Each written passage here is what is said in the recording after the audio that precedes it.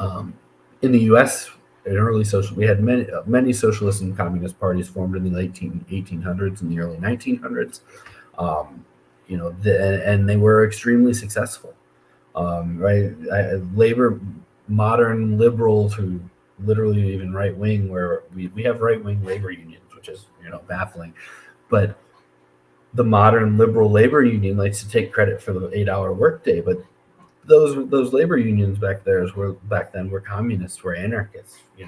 That's who fought in the streets and won the 8-hour workday, right? That's who was at the Haymarket Square when the bombs went off, right?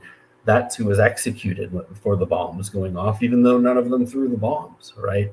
And so in the early days of this movement in the United States, socialism and socialist, communist, and anarchist movements, organizations, leaders played a big role in gaining, a lot of the things that we have now that have been eroded or we haven't improved on since. The Socialist Party was the most successful kind of manifestation of this. It elected thousands to local, state, and even Congress. Eugene Debs is a presidential candidate, got over 1 million votes.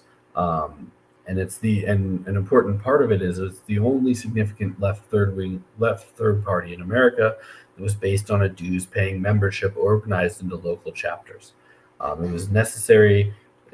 It was absolutely necessary if working people were to have labor unions and political parties that they controlled them with the resource and they provided the resources needed for effective action.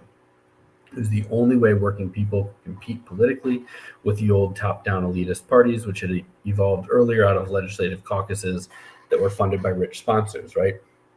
We have to fund ourselves, right? And when we look at things like progressive Democrats, the Squad, we see what happens when you take, even nominally left ideas and enter into a capitalist political party.